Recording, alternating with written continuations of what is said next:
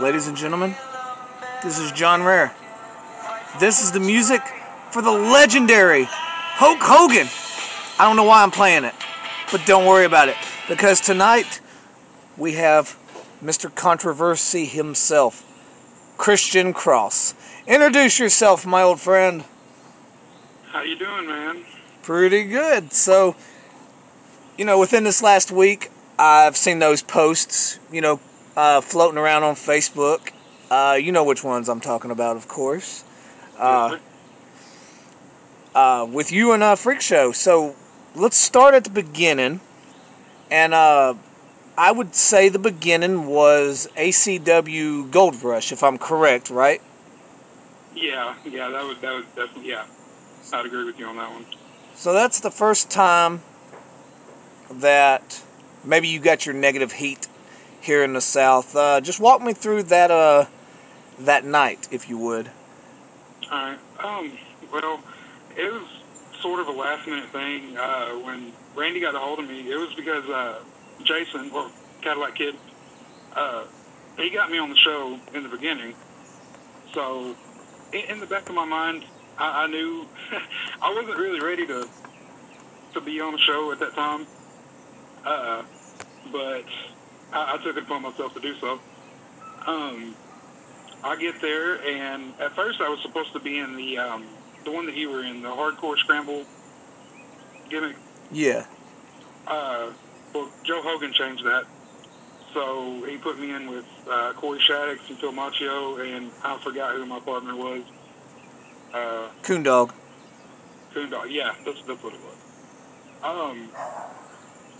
And like I said, I wasn't completely ready to be in there, especially with people who were that experienced, and I didn't know that Bill knew all the kinds of martial arts that he does, but I found out. Anyway, we talked over the match, and I honestly had no idea what the fuck was going on at the time. I was tired. I was on energy drinks and other stuff that we're not going to talk about. And I decided to go out there, like I said, take it upon myself and try to do this match. And I ended up getting the shit beat out of me because I made the mistake of trying to attack Corey after the fact when it was all over with. I really don't know why. I have no excuse for it. And yeah, they beat the shit out of me, and I 100% deserve that. So yeah, that right there started your I guess your heat in the Deep South, because Shaddix and Phil and my Show, obviously we're all friends. Yeah. So then, did it go kind of quiet after that? Like there really wasn't no bickering back and forth between you and Show online that I know about in between that and the Carnage Cup 9, was there? No, he made a video and he put it out on Facebook probably a week afterwards, just basically, saying exactly what I said, that I deserved it and all that. So no, there wasn't really any heat there, because I didn't have anything against him, because I actually agreed with him at that time.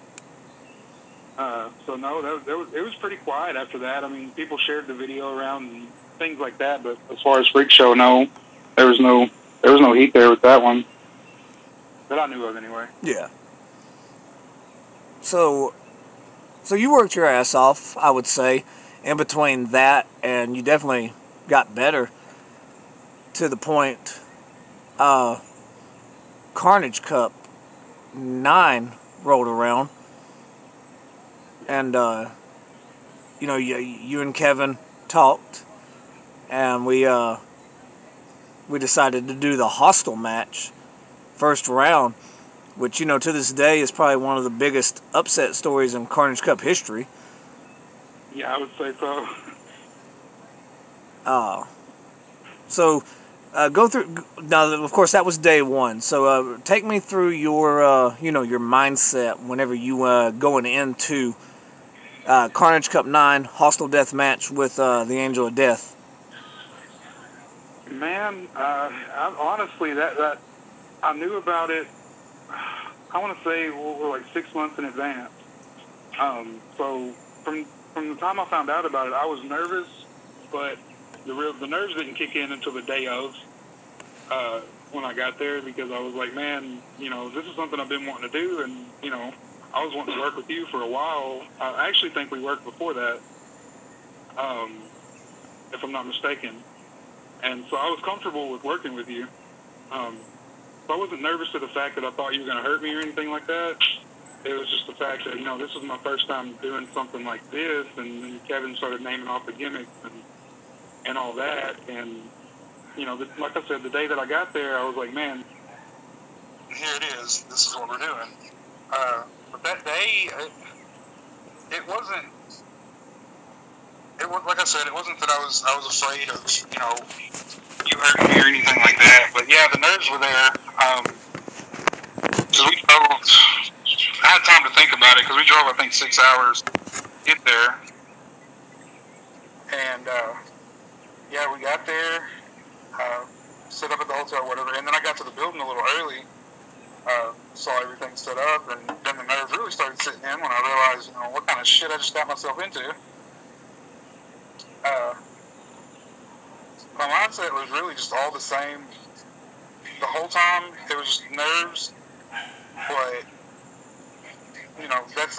that's coming into any death match now, and I've realized that since then. But yeah, man, I was nervous as shit, but you did take care of me that whole time, so I was thankful for that. And then, like you said, you got, we put you over there, and definitely, I had heat with the Deep South crowd at the time as well, so you helped lift that heat off of me and put it on you at the time. Yeah, they fucking hated me. Yeah, they did. They wanted you dead. Like, if that crowd could have got a hold of you, they would have murdered you. Like, they were done with you. So, yeah. So then, just say, okay, the end of day one happens, and now this is where some of the, probably the story that people don't know about. That's why I wanted your side on this. Tell me what happened day two. All right, so after day one, my grandma picks me up from the arena, and we're staying in a hotel down the road. And this is where that comes in, because it was my grandmother, not my grandfather. My grandfather passed away 6 months before any of this even happened. So I don't know where that came from. But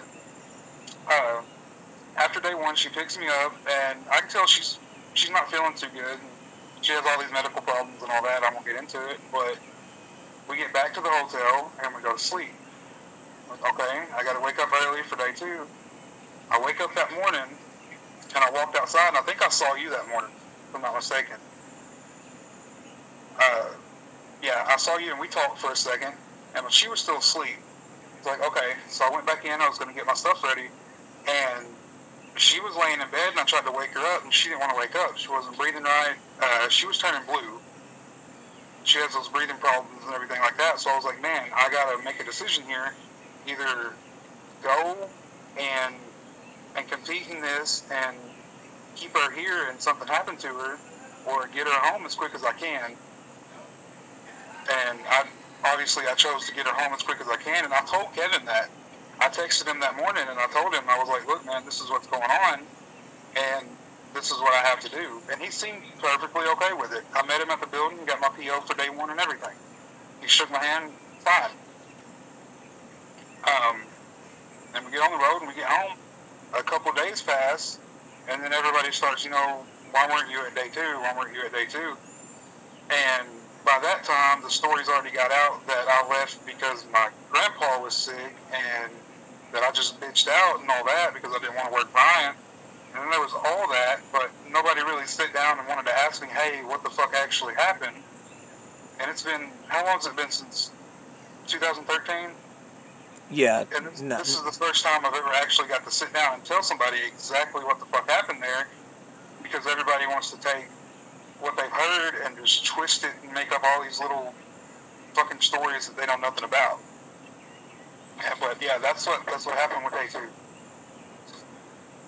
So now this is after this is whenever you and Show's heat really ignited, correct? Yeah. Like yeah, the Facebook, basically, the Facebook feuding. Yeah. Let's see. I'll ask that one more time. After 9, this is whenever the Facebook feuding between you and Show really escalated, right? Yeah, definitely. It was right after 9 because he actually, he shook my hand and everything at 9, and I didn't figure he would after what had happened at ACW and all that. So, I knew he had the heat going. So it made me feel better about that at 9 when he shook my hand or whatever. But yeah, it definitely escalated after that because of everything that was swirling around and the fact that I didn't show up. Which, yeah, I take responsibility for not showing up. But in my opinion, I had a good reason. Yeah. I had a good reason not to show up, but I just wish that somebody would have actually got my side on this whole thing before it all swirled out of control, and then, the heat just escalated and escalated. Because now, even like before Carnage Cup 9, you and Freak Show actually did share a ring in like a 4-on-4 whenever you took on the Ubermenschen at one of the LXW shows. Yeah, I remember. Yeah, because that's the first time I worked you. And was there any like tension or beefing in the back at that point? No, not that I can remember. I mean, he joked around or whatever, and we'd sit there and talk, but not really an in-depth conversation or anything. We went over the match. This is what's going to happen. We ended up not coming in contact, but we were civil, and professional at that time. So there was really I didn't feel like there was anything. Like I said, I can't speak for him, but no, there was nothing bad going on at that time. Not that night anyway. So let's just backtrack for a minute. ACW, you admit, you shouldn't have been in the ring at that point. You wasn't ready for it. Yeah. That was under Randy Epperson there. Yes. You want to talk about Randy? Oh, we can. We can do that. He's I don't know. Okay, fuck it.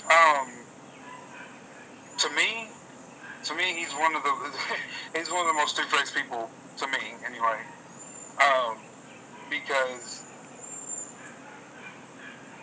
let's see, there's been multiple times where he's said something to me and about a show, being booked on a show, and then he'll come back maybe a week later or a week before that show, and it's either canceled, he doesn't need me, or he needs to pay me less. Is basically how that goes with him.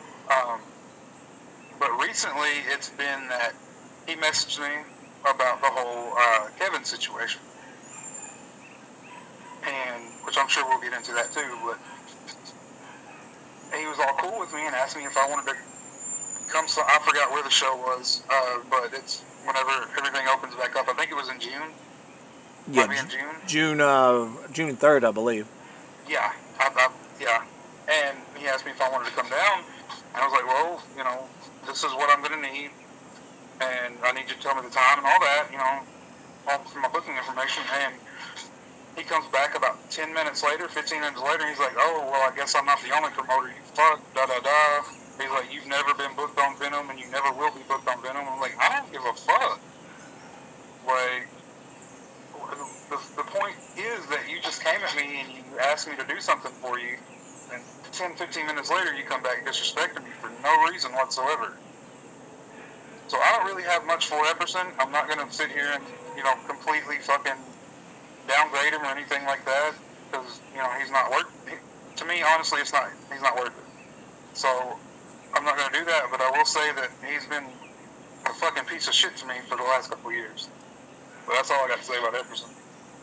Now, I believe it was after 9, Carnage Cup 9, we ended up booking you for a Birmingham hardcore show. Yeah. Tragic City Funeral. Yes, that was it. Tragic City Funeral. And you got to get in there with like Cadillac Kid. Hell, I think I was in there, wasn't I? Yeah, you were in there. I don't think we did anything, but you were in there. And you got in there with Tojo, right? Yeah, I was in the final four of the Rumble with Tojo. Holy hell.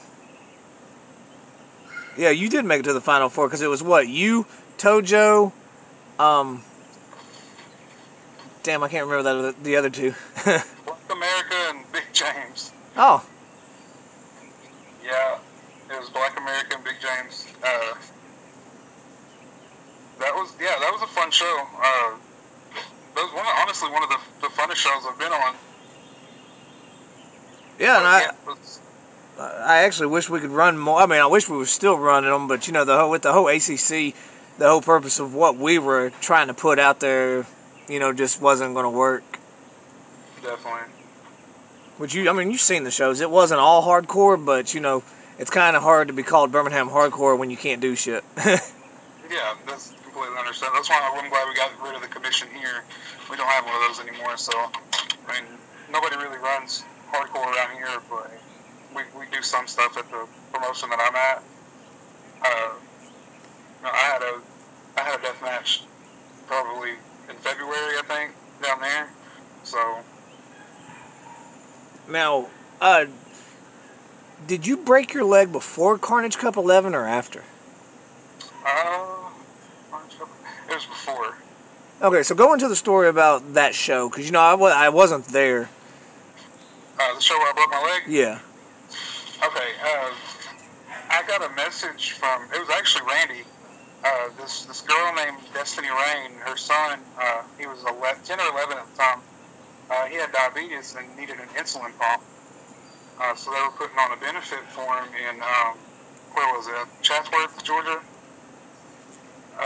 They put it on at the building there where they had the show at. I don't remember the name of the actual promotion, but I drove from Paragould, which is, I think, about 7 hours, a 7-hour drive, and I took this kid with me named Edward, who told me, like, up and down told me he was trained, and, you know, I took his word for it, really shouldn't have, but we get there, and they put us in the Rumble, and they were going to have me and him actually in a one-on-one in the semi-main after he won the Rumble. They put him over in the Rumble for some reason. But we get in there, and it's me, Red Solo Cup, and Cornbread are the only two that I know that are there. So we're working the Rumble or whatever, and I have to get a little stiffer with this Edward kid because he doesn't know what the fuck he's doing. Just like I didn't back in ACW, he didn't know what the fuck he was doing. So, you know, I guess that pissed him off. So it comes time for me to get eliminated, and Red Solo Cup is kind of at fault for this too. The kid goes to throw me over, and Red Solo Cup pulls the rope down as I'm going over and lets go. So as I'm going over, I spring up, my leg goes over my head, and my whole body weight just lands on top of my leg. And snaps it. My fibula, my tibia, and my femur. It snapped all that. It broke my tibia, the smallest bone. It shattered it, and snapped my fibula in half, and it cracked my femur. So that's what happened with that one. It was a long road after that, but I made it eventually. Like I remember, you know, I remember getting the word that you broke your leg or whatever, and I remember messaging you about it, and you know, trying to encourage you to, you know, if you wanted to wrestle, just keep at it. You could come back, and you know, yeah, you did. You got that, and you know, eventually, obviously, it was a year or so. You got that booking at Carnage Cup 11, which is, you know, another infamous story with you. Yeah. So, walk me through, you know, the match that you had. It was the Deathmatch Gauntlet. Your first match was actually with Blaine Evans, correct? Yeah. And Blaine Evans. damn good match. So just walk me through the Blaine Evans match. That was honestly, it was one of the stiffest matches I've had. But I came in, you know, I came in wanting to prove something. I had to, 100%. Even you told me before I went out there, like, they fucking hate you out there. And you got to go out there and you got to show them something. So that was my mindset the whole time. I was trying to make you proud and make myself proud, because of my past with the whole death match. But I went out there and we didn't call anything, and we called the finish, and that was it. We trusted each other through the whole thing. It was, like I said, it was one of the stiffest matches I've had, and we took care of each other. First time I ever took tags in the head, so that was fun. It was on one of my top favorite matches. That little thing I had with Blaine was, I think it went about 10 minutes, 10 or 12 minutes. Yeah, I think y'all went longer. Yeah, y'all went longer because you after the Blaine, it was Kilo, right? Yeah, it was Kilo. So walk me through the Kilo. Walk me through your mindset at this point with Kilo. Okay, well, this ties into why I laid down. Yeah. The whole Kilo thing. During the thing with Blaine, I took something, I don't know what it was, I took a kick, and I took a bump off of that kick, and when my hand went back, I don't know, I can't recall what was behind me, but I felt it at first. It wasn't horrible, so I didn't really think about it, and I put my hand up to kind of feel my head so I was bleeding that, and there was blood coming out of it. It was bad, coming out of my finger, and I was like, well, what the fuck? So I was asking for tape, I was like, okay, I can tape it up, just keep going. What I've heard to do is what I learned to do is what I'm going to do. And I didn't get any tape. Nobody gave me any tape, so I'm like, well, fuck. So I kept working with it, and as I kept doing that, it got bigger. It got a little wider, because it wasn't much at first, but every time I'd take a bump or pick something up, it would just cut it more. So I was like, well, fuck, I need some tape. Never got it. So me and Blaine do our finish. I give him the attitude adjustment on the clusterfuck thing. I don't know what the fuck it was, but did that. I pinned Blaine, and finally Brandon Morton, the ref, comes over with the tape and starts taping my hand. I'm like, well, thanks, motherfucker. It's about time. Mm-hmm. So, it was bad to me because I was freaking out because I've never seen that much blood coming out of anywhere before on me. So I was freaking out, and I was, I guess I could say a panic attack. It's kind of what it was at the moment, because I was like, what in the fuck am I supposed to do? Tape's not working, it's still pouring blood. So Kilo gets in there, and me and Kilo actually did talk about the match beforehand, so I felt safe with Kilo too. He was like, we both have kids. If you feel like something's wrong, let me know, and we'll go home. And we got in there and we started doing our stuff. He beat the fuck out of me. I think I got a light tube swing in before, and it's just something in my head. I was like, I gotta go. And it wasn't the fact that I was scared of Freak Show. Everybody thinks it was, but that's just not it whatsoever. But it just something in my head clicked, and I was like, man, fuck it, I can't do this. I told myself, I was like, and I'm having a conversation with myself within just a few minutes. I was like, I'm not fucking built for this, and I was honest with myself. I told Kilo that too. I'm just not built for this, so I shouldn't even done this shit. I knew there was going to be backlash from it. From the moment I laid down and took the pin, I knew it, But it was just something in my head was like, you know what, fuck it. I'll take what comes with it. I shouldn't have done this in the first place, but this is it. And I took a forearm, I don't even call it a bump. It wasn't a bump. I laid down and Kilo pinned me, and here we are. So at that point, you were taken to the back. I told that on the Freak Show story. I was up at the top of the hill. It's kind of beside Freak Show. Whenever you came up there, and I think the Blake security guard, he was walking with you. When he picked me up, he was like, "All right, I'm gonna walk with you." I was like, "Okay, that's fine." He heard Freak Show's wife yelling to Freak Show to get me at the hill. And I don't know if you know it or not. Me and Blake, we've been good friends for a while. And he was like, well, I'm not going to let that happen. I was like, it's fine, Blake. But he took me up there. He was beside me. That's why he did it, because he heard Freak Show's wife yelling, catch him at the heel, beat his ass, and shit like that. That's the whole reason Blake was beside me. I didn't ask him to or anything like that. I was perfectly fine to walk on my own. And he just happened to be there because I guess he didn't want anything to happen. But that's what happened with that. Trust me, Blake's taken care of me plenty of times. He's a good dude, Blake is. So now let's, I did actually miss this, and I didn't even bring this up during the Freak Show part because I don't know if he was actually back there. When you were in the back getting taped up, you had a visitor, right? I shot a couple of them. Yeah. Okay, describe the backstage part, like, after that match. Well, I mean, pretty much, like, for the first 5 or 10 minutes, like, because when I walked back, I got to, I think it was your truck, and Spider was standing there, and I leaned against the truck for a second, and I was holding my hand. He was like, are you okay? Did you have fun? And I was like, yeah. He's like, all right, good. And that was it. I was like, okay. So I asked him, I was like, do I need to glue this or just keep it taped? And that's where the whole super glue thing came from, by the way. Me begging for super glue. I just asked, I was like, Spider, do I need to tape this or do I need to glue it? You know, what do I need to do? And he was like, you'll be right. So I was like, okay. So I walk over to the little wooden chair everybody sits in, that was sitting in.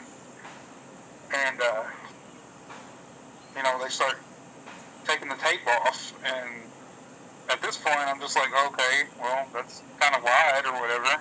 So they start doing the little shit, putting the alcohol on it or whatever and cleaning it up. And I go to stand up, and I turn around, and Freak Show's wife's behind me, and she's like cussing me out and shit. And she has like a, you know that bat that Freak Show carried to the ring? Yeah. She had that in her hand, and she's like, you made my husband look bad, you piece of fat shit. Fuck you, I'll fuck you up. And I just kind of looked at her and laughed. I was like, okay, whatever. And one of the EMT ladies, I think it was the only lady EMT that was there, she was like, look, just drop it. She's like, no, I'm not going to fucking drop it, da-da-da. So I just walked off. I walked away. I was like, okay, I'm not doing this. So I walked to my car. She walked away. That's fine. So I sit down. I'm sitting by the car. I'm just like, all right, I'm ready to go, which I couldn't because the person I rode with was still out there doing whatever. Well, I'm sitting there and I stand up. That's probably about 15 minutes later, and her and 2 other people start walking back over there, and she's doing the shit again, or whatever. And at this time, my ex-girlfriend's standing beside me.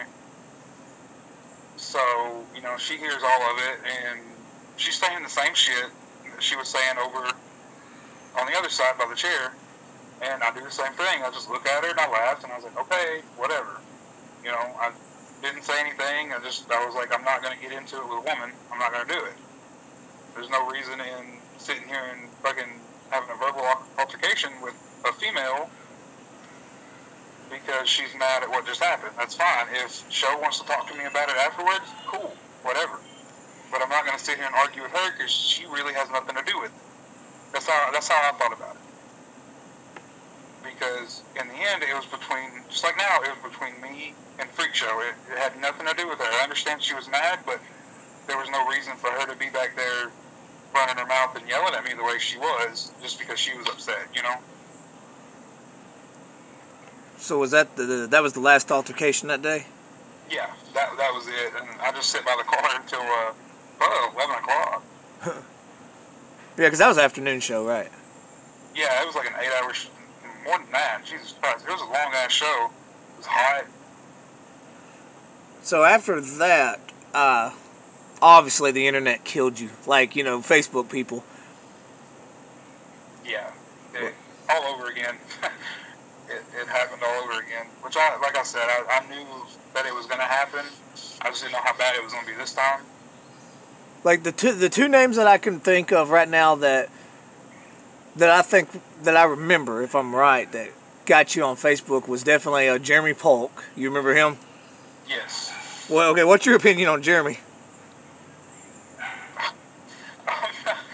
Oh, man. Like, I never had a problem with him before this. I mean, you know, I don't know.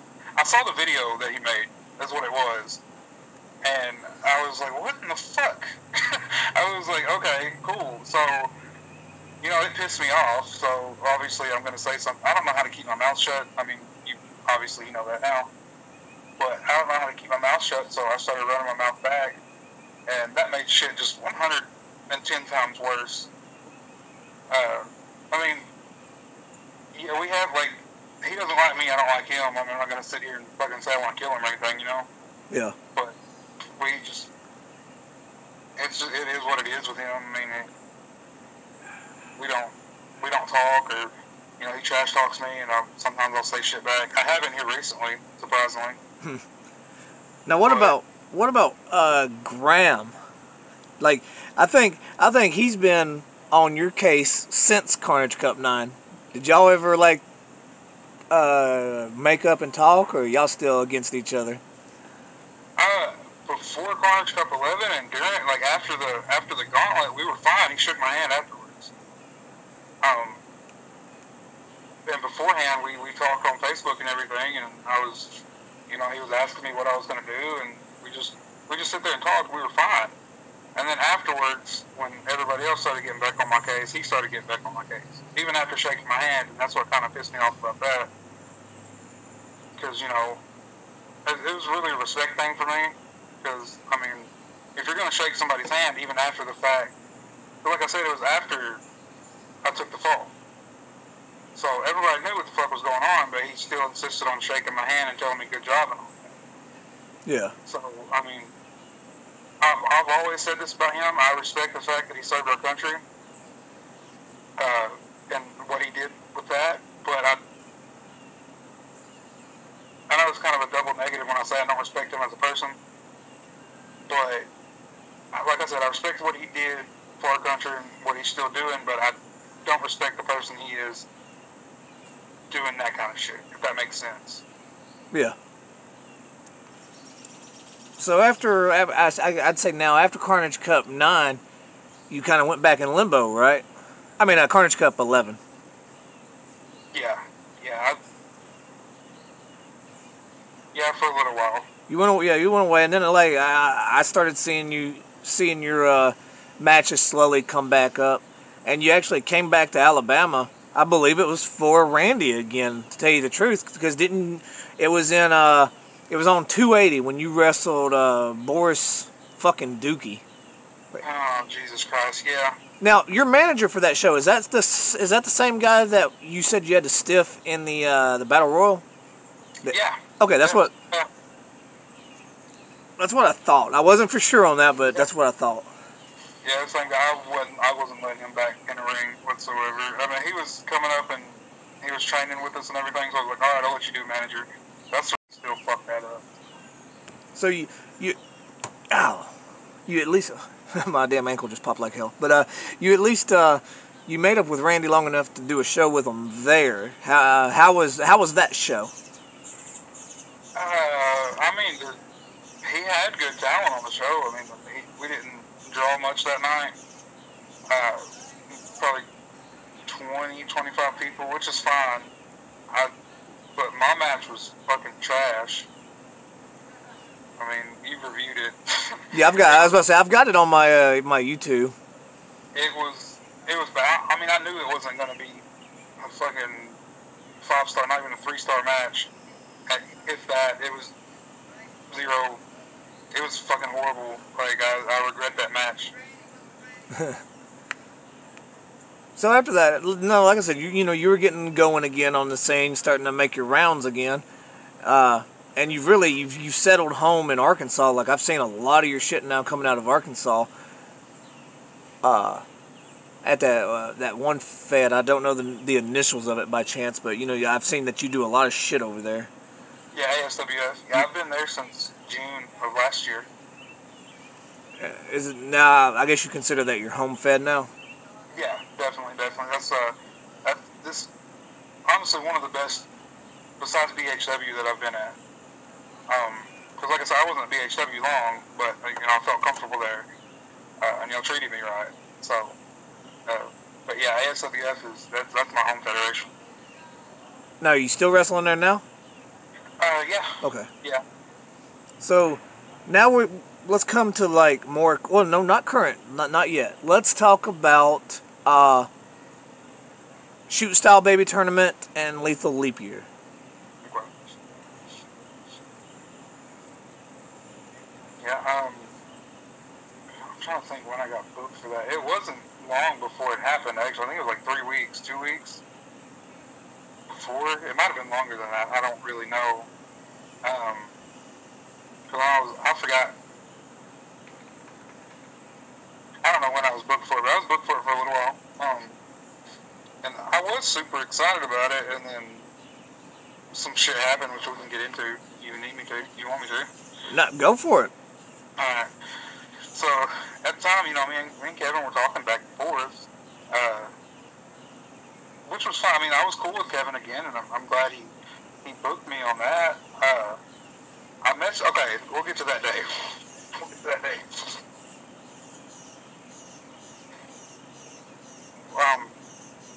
me see. When was it again? It was probably, like a month ago? 2 months ago? Yeah, it's been about 2 months now. Alright, so, he sent me my money, he sent me my money for it, which I'll admit to that or whatever, and, I messaged him the day before.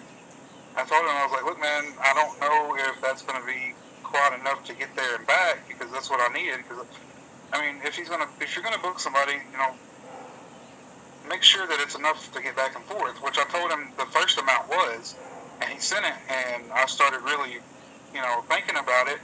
And we drive a big ass. It's a 2013 Durango. So it's a big truck. It takes gas. And I messaged him and I was like, hey man, look, I might need, $50 more. I never got anything back. Never got a message back, and I still got the messages on my Facebook, And I was like, alright, I just need this, and I can get there and back. That's fine. Nothing. He never even opened them. I never opened the messages. And I waited, and I was like, okay, if I don't have enough to get there and back, I don't have any money in my pocket right now. What am I supposed to do? So the message was like, hey man, I really need you to let me know.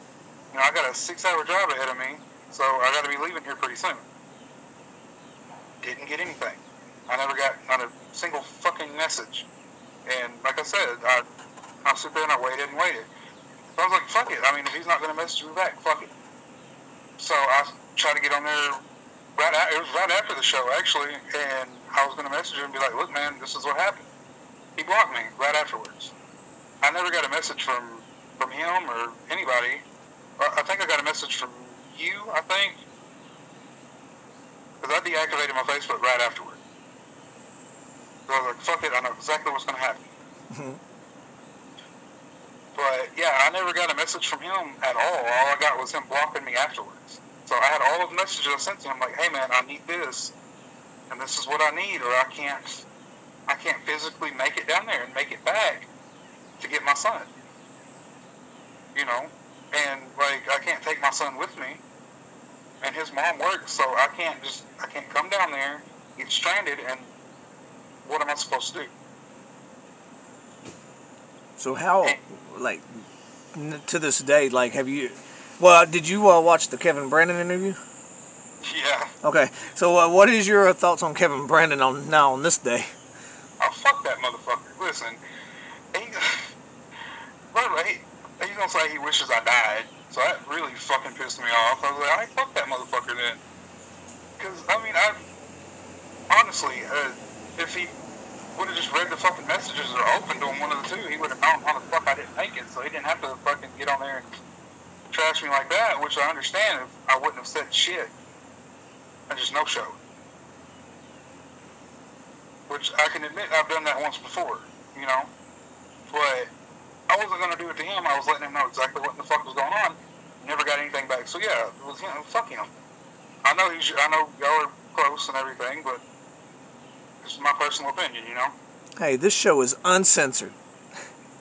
Good, fuck that motherfucker. So let's see. Okay, now that pretty much brings us now to the current events that are widespread through the internet. The whole Venom Championship Wrestling Tennessee show Christian Cross versus Freak Show that you wasn't contacted about, correct? Yeah, not at all. Like, I heard show was talking about it, and Randy was commenting on posts and like, yeah, I'm gonna book this. I'm like, you need to fucking get a hold of me first. And what the fuck? And I never got a message, and then I saw that he posted the match, and I was like, well, it'd be nice to know that I was fucking booked for it. I mean, I knew I was gonna get booked, but I figured he would have the decency to let me know, and not just throw it on me like that. So has he called you or anything yet to book you? I mean, he messaged me the other day, and he was like, look, this is what I'm going to give you to come down here, and nothing more. And I was like, so you're telling me what I'm going to do? And honestly, I'll be honest with you, he told me not to talk bad about him on here, but, you know, fuck him. I mean, he's like I said, he's done this shit a million fucking times, and he's going to book me without me knowing. You know, what the fuck is that? Now, I predicted a 1% chance that the match is going to happen. Is my percentage pretty much right? No, I mean, if it's booked, I'll be there. You know what I mean? Yeah. I'm not going to not be there because everybody already thinks I was scared of him, so I'm not going to give him another reason. Now, this is my opinion on this. Is I see Freak Show being stiff because that's who he is. Yeah. Maybe normally he'd only been stiff 60 to 70% of the match, but with you maybe 80 to 90. But do I see him shooting on you? No, honestly, I do not see that. Yeah. I mean, either way it goes, it's fine. You know, I know what I'm getting myself into. You know, I'm down with it. If that's what they want to do, if that's what everybody wants to do, that's fine. But the only reason this all started in the first place is because every post that's about something to do with Carnage Cup, he puts my name into. To this day. He doesn't tag me or anything like that, but I keep up with the shit. I'm still on the pages and everything. So I see when my name's on something, I'm the only Christian Cross spelled like that around. Yeah. Especially when it's coming from somebody like him. So, you know, I just see it and I get tired of it. So I was like, okay, I'm going to say something. I'm not going to keep my mouth shut. And that's how this whole thing started, because I added him to a group chat, and I was like, look, if you got to say this, just fucking say this here. Because he wouldn't inbox me back. Just me and him. So I was like, okay, we'll do it this way. So I know you'll see it, and everybody else can see that you see it. So just let me know what you have to say about me now. And he never said anything. And like 4 days later, I was okay, I'm not gonna lie, I was persistent with it. I was like, fuck it, no, he's gonna say something. So I just poked and poked and poked and poked, and finally, he said something. So we started arguing back and forth on there. And then, of course, a couple days later, his wife gets involved in it, starts commenting on my pictures and shit, yet again, when it's not her place to do so. So that's where all this came from. That's how we're here now. So, I believe you've got your story out, and and that's what I've been asking for, is your side of the story, so the fans can, get the whole story, not just one side. And, we've covered everything from your ACW, debut of the Heat in the Deep South. And, I can definitely say the fans in the Deep South are some of the hardest fans to deal with. I've had to deal with that personally myself. Yeah.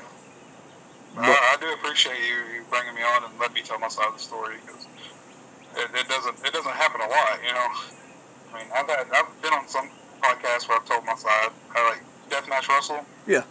I did his podcast, and I didn't really tell my side of the story, but we had a quick conversation, and then there was one a while back that I did, but I've never got to sit down and actually tell everything from pillar to post about it, So is there any final comments or your thoughts or anything that you want to say, now, so everybody can hear them?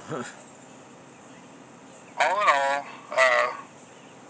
this whole thing, no, I'm not scared of Freak Show. That's not why I put Carnage Cup. You can go back and listen to exactly why. And, well, you've already listened to it. I really am retardy McRetard. But listen, I mean, Other than that, no, there's not really anything because, I told my side on everything. Not really much else to say about anything, Well, I have enjoyed having you on. It was good catching up with you, definitely. This will be put up a little bit later tonight. And, of course, share it. Make sure people see your side and get to listen to it. And if anything else, I will be seeing you in June. Yes, sir. I appreciate you, man.